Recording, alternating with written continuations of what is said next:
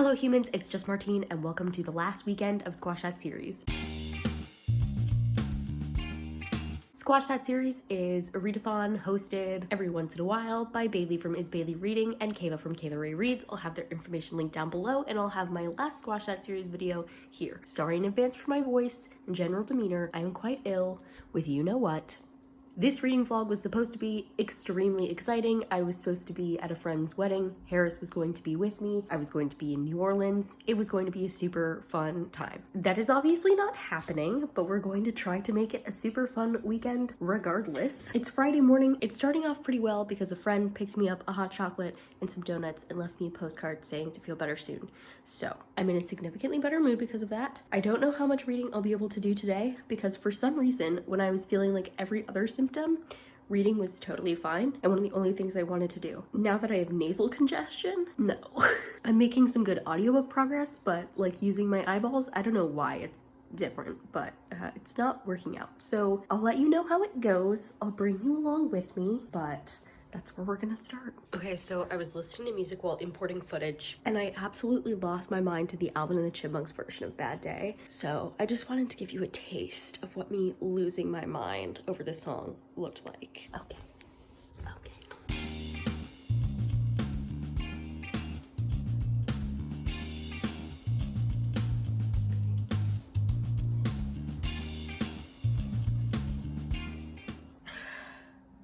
Wow, she's alive. It's approaching 5 p.m. Today I've been chilling a variety of ways. I've napped, I've tried to lightly move my body a little bit. So I listened to an audiobook between yesterday and today. This was a sequel that I didn't even know came out until I saw it this summer in the bookshop. It's to a series that I love.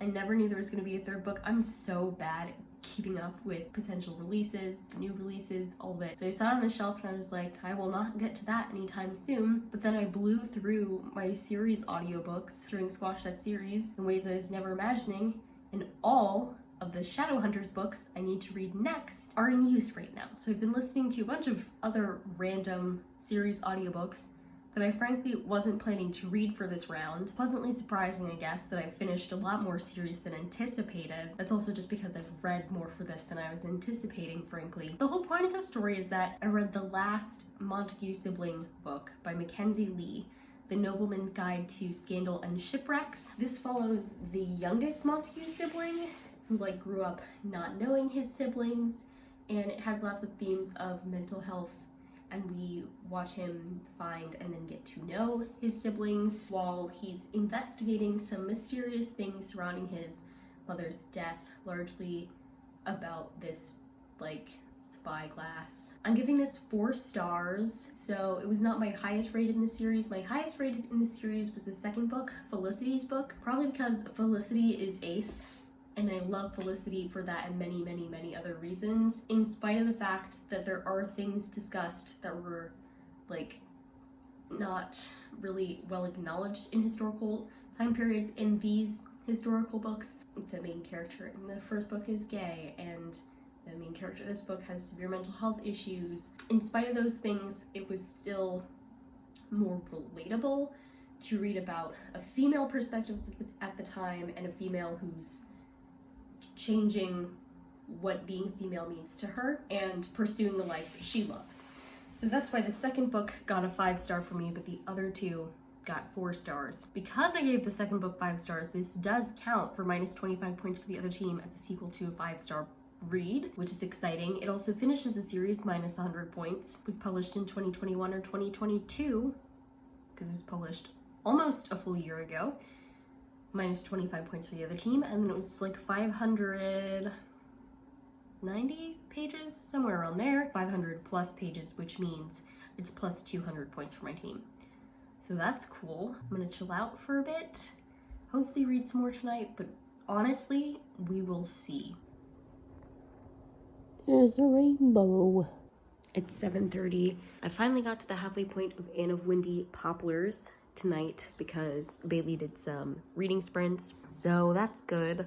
I'm kind of hoping to finish that tomorrow, but we'll just have to see. It's really hard to describe how I feel right now because I can technically, for the most part, breathe through one nostril, which would seem like a win, but like my nose is so sore from all the tissues and now toilet paper because I'm out of tissues. So I'm just in some type of mood where I'm really sick of feeling sick. And the fact that feeling sick is stopping me from doing one of my favorite things, reading, is like incredibly frustrating. That's life, I guess. I need to figure out what snack would make me feel better about my life, and then I'll consume it.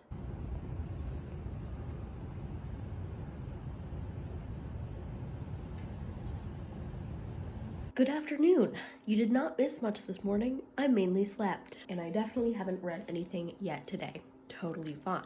Made goals to recover. Also, I would feel a lot worse about not reading if the other team wasn't being absolutely pwned by my team. There's well over a 4,000 point difference as of the points update last night. I know they still have 2 days to enter books that could really change the tide in some way. I'm not sure they could change it that much, but we'll see.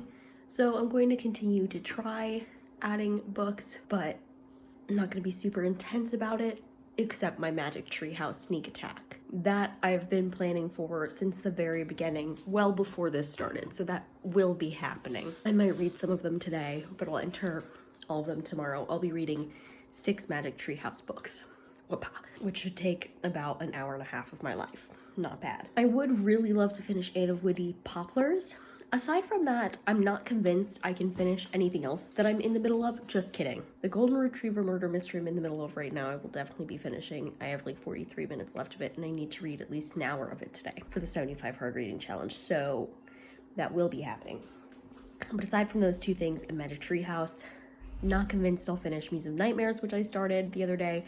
I'm literally like 5% of the way into it. And same with the Golden Enclaves, because for some reason that one reads really slowly. Regardless, that will mean that after this, I'll probably continue reading some series, which is good, because that's the whole point, is to encourage us to read series. But I'll see what I can do over the half of today that I have left, and then tomorrow. For right now, I'm gonna go and see if anybody posted anything interesting on YouTube to make me happy, and then I'll probably read some of this. I don't know.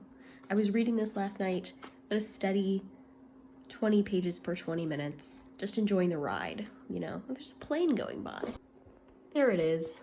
Hi, plane. Regardless, I have my pineapple Fanta, cold from the fridge, and so everything is truly going to be okay, regardless of how I feel, which so far today is not too bad. Onwards and upwards. Yes, I slept like 12 hours. COVID will regret the day it chose me. Let's read. Well, let's chill and then let's read. All right, it's time to get some reading done. These match so well. It's 5:40 p.m. and I just finished Dog Have Mercy by Neil S. Plackey. I'm giving it 2 stars. I already recently read a mystery that revolved around murders or things that they didn't think were murders but were murders in an assisted living facility. So I was like, yeah, seen it, been there before. Whatever. Second of all, I feel like this book, more so than any of the other Golden Retriever mystery books, didn't focus on the mystery aspect of it, like comparatively to the rest of what happened, which was weird. And then I just think there's no reason for them to say things that like are offensive. Like for the past few in the series, I've just been really sensitive to the fact that they'll describe somebody's t-shirt and it will say something that I'm like, that's offensive. Or like they'll incorrectly discuss things like mental disabilities and things. Like I don't think it's on purpose.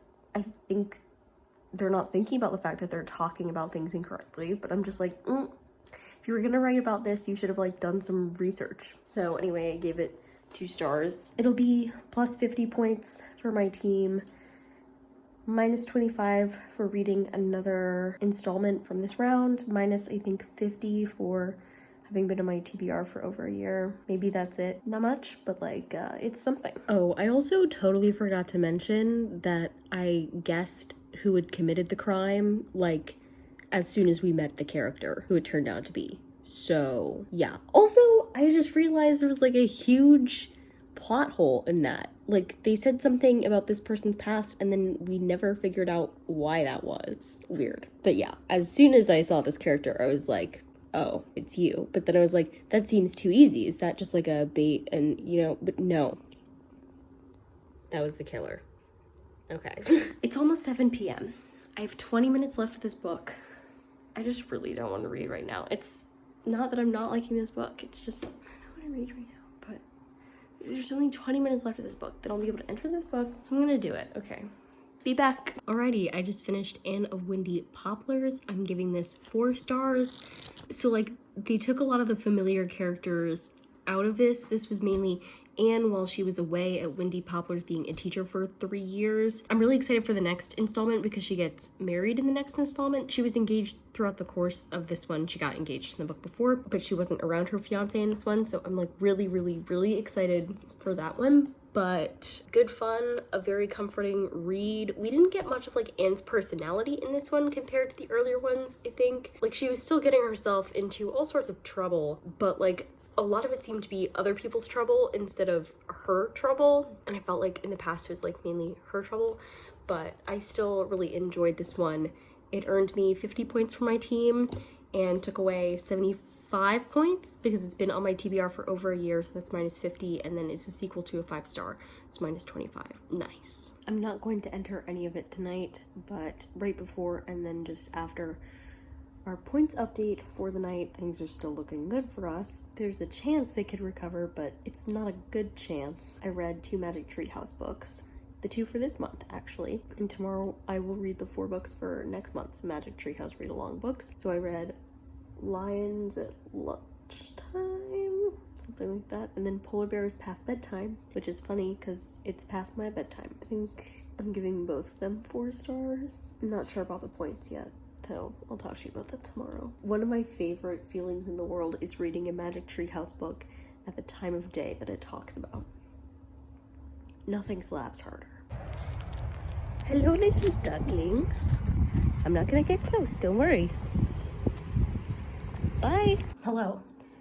I would say it's Sunday morning, but it's Sunday afternoon. Not because I slept this morning, but because I made the dubious decision, since I'm officially out of isolation now, to walk to go pick up my prescription. There and back, it's about 4 miles, but I picked myself up lunch on the way. I did make the poor decision to go, I definitely know the pharmacy hours, walk all the way there only to realize there was still an hour until the pharmacy opened. But my dad came to my rescue and we chatted on the phone for the hour. It was great catching up with him. We do talk on our family Zoom calls every Sunday, which I'm about to have right now, but everybody's trying to share everything all at the same time and in like a concise way so that we aren't there like all day. So we don't often get to talk like as in depth, each one of us individually. So I actually wanted to call him and catch up earlier this week, but he was at work late, so I didn't get to. So this felt like a redemption round, which was nice. So it's just strolling through Publix with my mask on, chatting with my dad, holding a little thing of electrolytes that I was going to buy. That was interesting. And the only time I got lost is also when I got cocky. I got back on campus and I was like, I don't need my maps anymore. It's a big campus. I was on the other side of campus, the one I'm not familiar with. I got a little lost, okay, but I'm fine. I'm fine. All right, it's 3 o'clock on Sunday afternoon, and I just finished reading all the Magic Treehouse books that I was going to read for this. So in total, I read 6 Magic Treehouse books. So I read the ones for this month for the read along and then the 4 for next month. I'm not really going to talk about them because I'll do that in a live show for the Magic Treehouse read along. So you should tune in for that whenever that is going to be. But those are the last things I'm submitting for Squash That Series this round. So I put together some fun statistics that I thought I'd share with you so we can talk about this crazy journey. Then I'm not going to end the vlog. I'm instead going to wait for the final results. I'll share them with you and then I'll close this out. But for right now, fun statistics. So this round took place over the course of 17 days, and over those 17 days, I read 32 books. This is a little artificially inflated because 6 of those are Magic Treehouse books, but 26 non-Magic Treehouse books, most of which were quite long. Still insane. We don't know what's wrong with me. I'm very competitive. That's what's wrong with me. Anyway, so 32 books. Out of those, 8 of those were audiobooks, which is crazy because I've been in such an audiobook slump, but that pulled through for me for this. 11 of them were physical reads, most of them from the library. I'm looking at this huge stack of books I have to return to the library once I'm well enough that I won't give everyone the sickness by bringing these back in. She's hefty. And then 13 ebooks. Again, that's a little inflated because all the Magic Tree House books I read were ebooks. Because in general, I did stick more to physical books than I did to ebooks. But now this makes it seem like I read more ebooks. Because I did, but Magic Tree House, yeah. Anyway, you get it. You get it. That's the breakdown. According to Bookly, I read for the past 17 days for about 107 hours. That's about a total of 4.5 days worth of reading and an average of 6.29 hours of reading a day.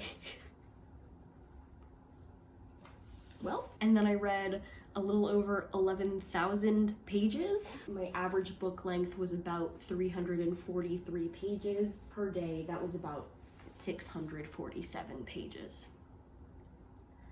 a day. Okay. Out of all the books I read, I finished 14 series. This is, as far as I know, there's not another book coming out, so it's marked as finished. So 14 of them. I calculated the total number of positive points I gave my team and the total number of negative points I took away from the other team. To my team, I gave 3,150 points, and there's only a 50-point difference between the positive and negatives. From the other team, I took away 3,100 points, which means that I did damage in both directions for a total of 6,250 points. Don't look at me.